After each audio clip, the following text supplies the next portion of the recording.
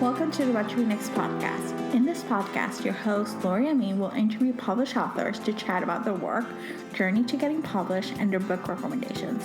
If you share a passion for books and always looking for your next read, then join us. Hello, welcome to the What to Read Next podcast. Today I have a great author interview with Roni Loren. But before we get to it, I want to share a bit about the What to Read Next podcast Patreon community.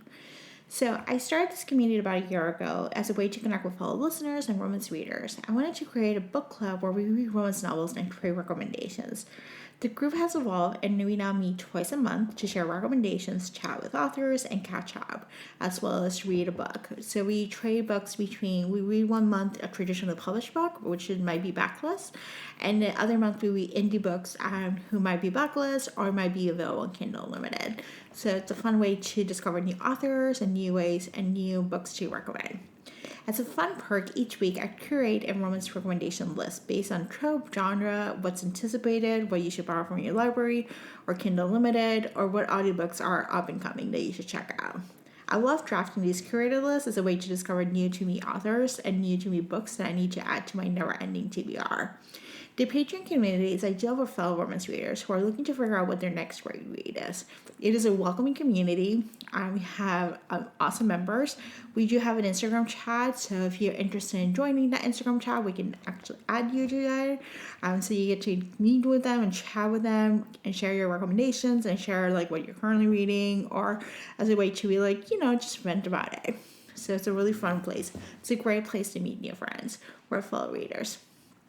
If you're interested in joining the Patreon community, you can go on whattoreadnextblog.com/Patreon or click the link in the show notes.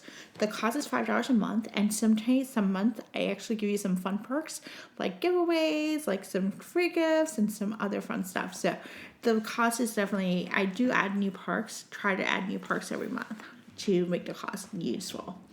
Thank you so much for listening. Now let's go to the regular scheduled interview with author Roni Loren. Roni just published her latest Yes and I Love You, which is about the world of improv, social anxiety, and it's just like such a delicious romance. I really love chatting with Roni about improv and anxiety and how to go about it. So now let's go to the interview. Hi, Roni. Welcome to What to Read Next podcast. Hi, thanks so much for having me. So happy to have you here. So tell us a little bit about yourself. Well, I write all kinds of different romance. I'm writing contemporary romance most recently, and that's what my most recent book is, but I started in erotic romance. So I have a little bit of everything in the romance world, but other than that, I'm a mom and former therapist. So I've kind of journeyed through this through a couple of different paths, but I've eventually landed where I needed to be. I love this. So what was your romance journey look like? When did you start reading romance? If you were a romance reader or did you start writing romance? I really wasn't a romance reader growing up. At least I didn't know I was. So like I remember reading Flowers in the Attic and thinking like it was super scandalous. And, I loved like the forbidden romance aspect of it, but I didn't realize that's what I liked about it.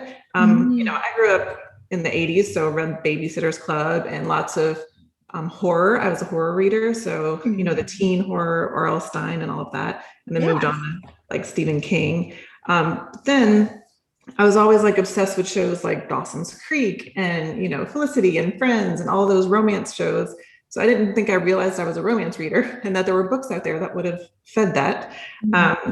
And then when I had my son, I stayed home from work, and that's kind of when I discovered, like there's this whole genre out there and it's great and it always has happy endings and wow. So I kind of deep dove into it, and then I started, getting ideas to write it. And I had wanted to be a writer before, but way when I was a teen, but I hadn't really considered, the romance world until then. So.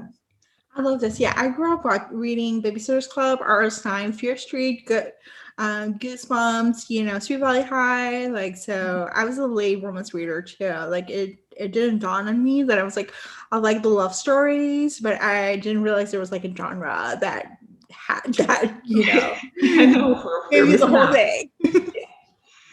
We were missing out. Yeah, I don't know. It's like, it's a whole new world. I think when I discovered romance, I was like, oh my God, there's so many books. Awesome. So what was the moment you mentioned a little bit you always want to be a writer? What was the moment that you decided you're like, I'm going to do this? Like, I'm going to be a writer. I'm going to be an author. Well, I wrote my first book when I was like 14 or 15. I was obsessed with New Kids on the Block, so I'm aging myself there. And I wrote what now I know is fan fiction, but fan fiction wasn't really like a label then, so I didn't know I was doing that. So I wrote like a, 200-page romance novel that I didn't realize was a romance novel, with, fan fiction stuff to new kids. So I still have that book. It is buried in a box and no one will ever see it. But that was when I decided, like, yeah, I love writing. I want to be a writer. And then you know how life happens. So you go to college and it's like, yeah, I probably need to do something that will actually make me money. So then I ended up going with my other love, which was I got a degree in psychology and social work. I have a master's in social work and did that for years. But I always continued to be a reader. I always just had story ideas sort of in the back of my head.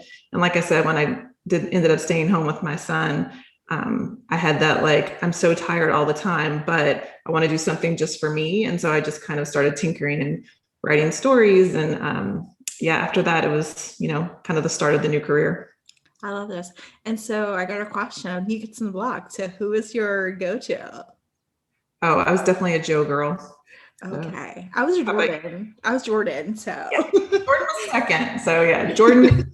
In the book I wrote, Joe and Jordan, there's a love triangle. So,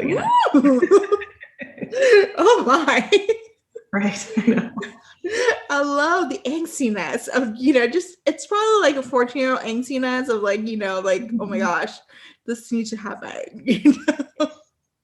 Oh yeah, very, very angsty. So, but like I said, I've kept it, but no one will ever see it. It's so good. It's so good. So what was your journey to publication? So I wrote the book that got published first is called Crash Into You. That was the third book I wrote when I started writing again, when I stayed home. So the second book eventually that I had written got published afterward, which was Wanderlust.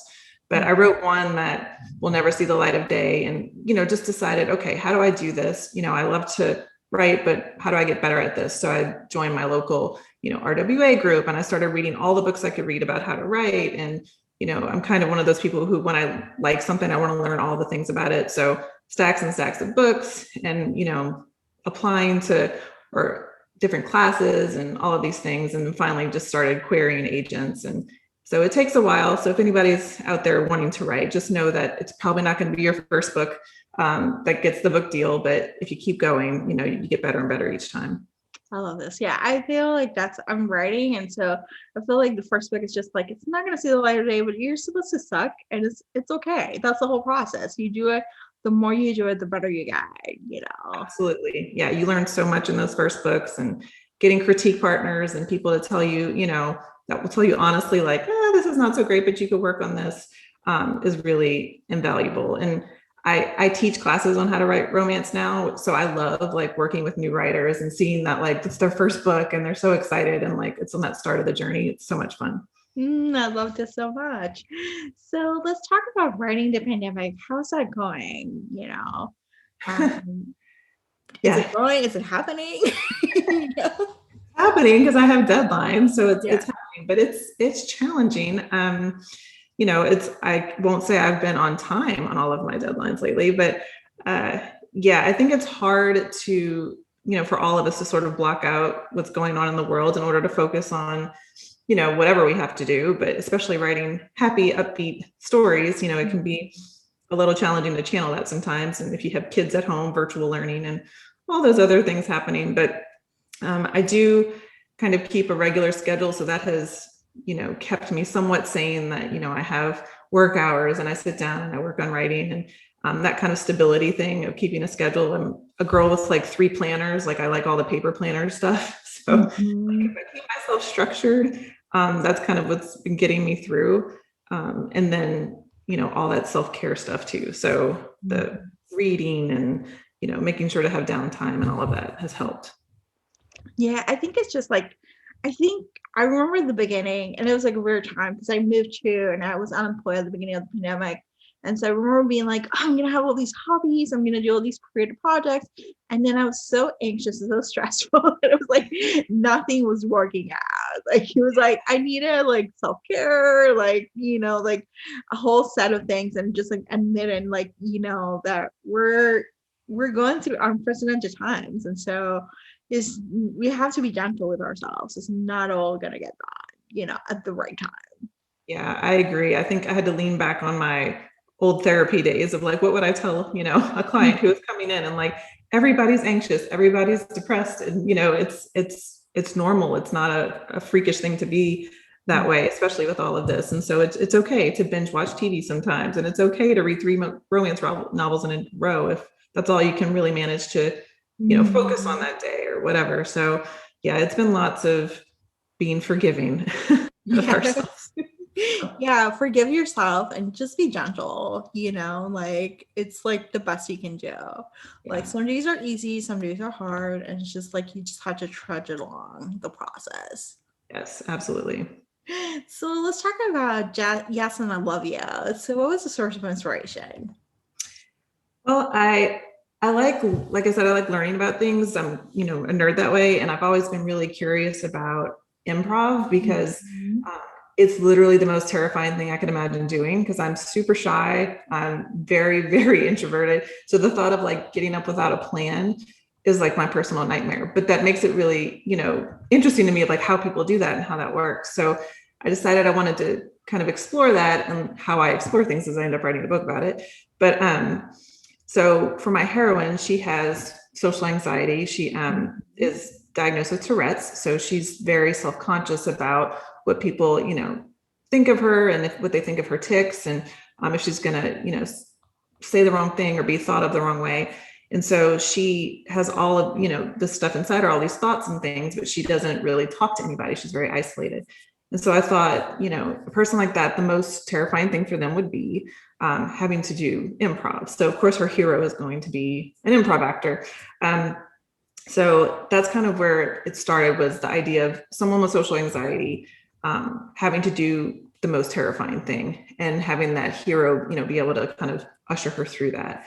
So, and I have some personal experience with Tourette's and stuff. My son has a tic disorder. So I wanted to represent that in a book. I thought I hadn't seen that in a book, at least not in a romance. And so I wanted to put that in there because, there's a lot of people out there who are, dealing with that. So I love it. I love improv. Like I've taken classes, and one of the reasons why I moved to Chicago, I think subconscious is like, I can take a class in Second City. I live in New York, so I took classes over there, and then I just moved. And it's like I love the fact that improv teaches you life skills. Like it's a lot of games. Like I think people expect to know the process, but if you take the class, like, and a lot of Jasper, like what he does is like it's a lot of like playfulness. It's all about yes and figure out, like, and trust your instinct, and like everything will be fine the way it comes up. Yeah, no, I love the spirit of it. So I wish I had the guts to do it, but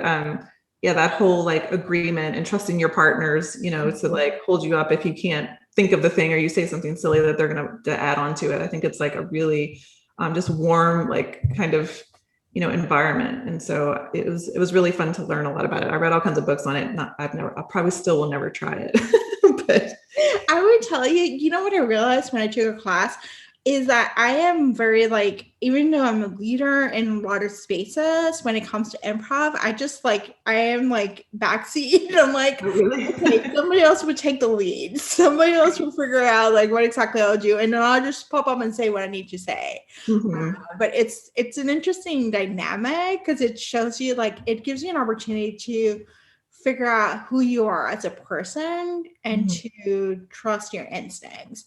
Like like nothing is wrong and there's no, like you can't just say, no, I don't agree with this. Like that's actually ends the scene. So everything's yes and blah, blah, blah, blah. But it's a lot of like the classes were a lot of games. I dropped out of the class. I didn't do the performance. So So I'm an improv dropout, but I really enjoyed it, and I kind of want to take it again and try to see if I can do a performance, but it's definitely one of those fun activities that I think it teaches you life skills that, if you struggle with anxiety, it definitely gives you. My therapist told me I needed to do it. So that's actually how I ended up taking improv, because I struggle with anxiety. It was like one place for me to just get relaxed and understand where I am in this world. Yeah, that's great. No, and one of the books I read, I think it was called Improv Wisdom. I might be getting that wrong, but it wasn't for like how to learn improv. It was basically how to use improv skills for life. And so, yeah, there's a lot of things to take from it that, you can use in your everyday life. And, that's really what the book ended up, using as well for her journey. So, there's a lot to be found in improv, I think. I love this. And then you set it up in a workaround, like an office space, like, co-working space, WeWork-ish, where there's all these creatives working, which I think it's like unique. Like I haven't seen that. I've seen some romance that started to pop up, but I feel like this is like a unique setting to create this universe of experiences. So what was your research like for that? Well, when I try to set up a series, I want it to have some sort of, tie-in, like why are they all tied together? And the last series I had done, which was The Ones Who Got Away, they were all tied together by a tragedy. So if anybody's sorry, there's a car outside, so we'll That's okay. So my previous series, The Ones Who Got Away, had the backstory of they had all been through a high school shooting when they were teenagers, and then now they were coming back together. So this time I wanted something lighter, and that gave me a little bit more flexibility, with who they were, because if work together, I didn't want them to all have the same job. So that's where the idea of a co-working space came from, because I thought it would be fun to have, heroes and heroines that were all kinds of different things. And so many of us are working independently now and, doing our own thing. And I mean, obviously you're doing a podcast. So my next heroine in book 2 is a podcaster. So, it's all these fun jobs that I was like, that would be really interesting if I'm going to have to spend 6 months writing a book, which I'm a slow writer. So that's generally how long it takes me, that I want it to be something fun to research. So the workaround setting, I wish I could have gone visit one of those. Of course, I was writing this during the pandemic, so I haven't been able to. But, the thought of like all that creative energy in one place where somebody's a writer, somebody's a podcaster, somebody's a chef blogger, that seems like that would be a really fun working environment. So that's where the inspiration came from with this. And it gives me a lot of flexibility of who my characters can be.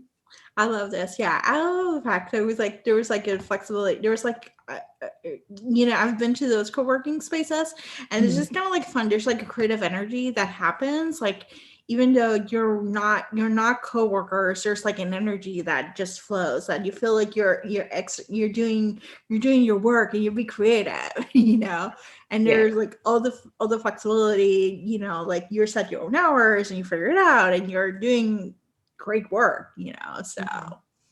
And I think a lot of us, at least if you work at home, we miss coworkers. So, it's even if we're not the most extroverted people, you still like to have somebody, to say hi to when you get your coffee sometimes. So I think, the co-working space concept is pretty cool.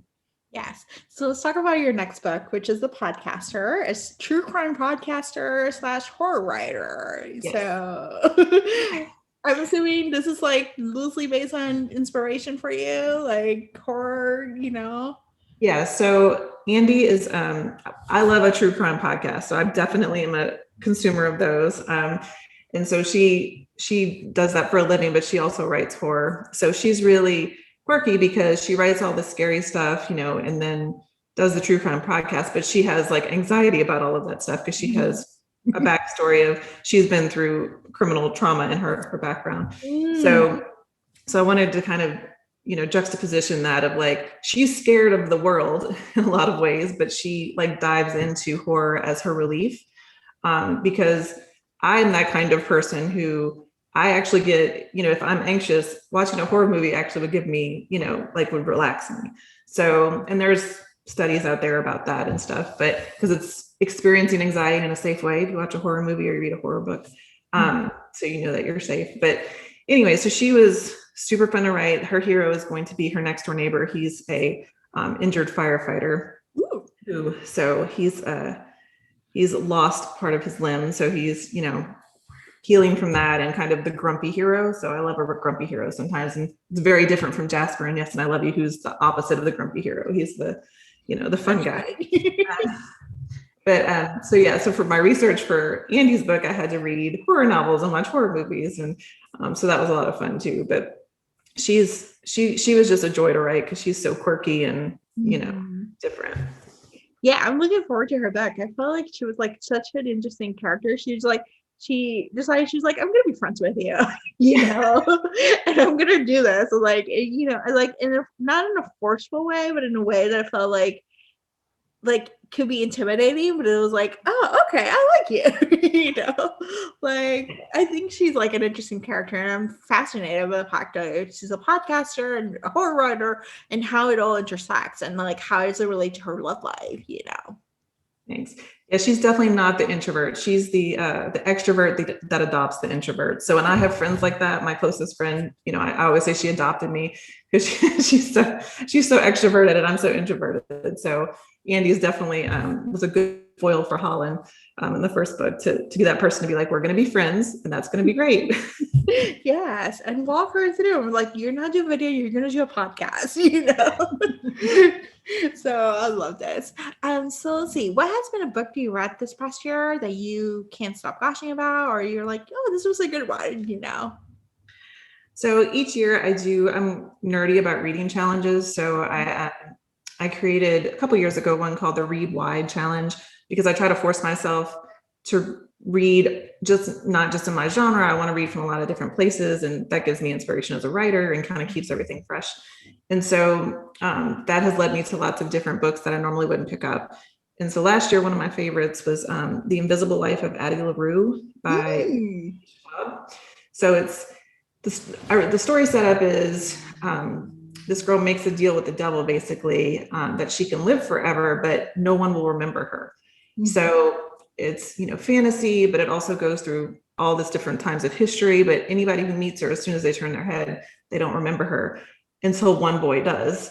And that ends up having, there's a kind of a romance thread in it too, which of course I love, but it was so well written and so interesting. And I loved the setting. And it was one of those books that could be open to a sequel, but wrapped up enough that I wasn't like, damn you, where's the second one? So that was a really nice surprise last year. That was just, I would have never picked that up, just offhandedly, but ended up being one of my favorites. Love this. This book has been mentioned a few times in the podcast, and it's on my TBR list.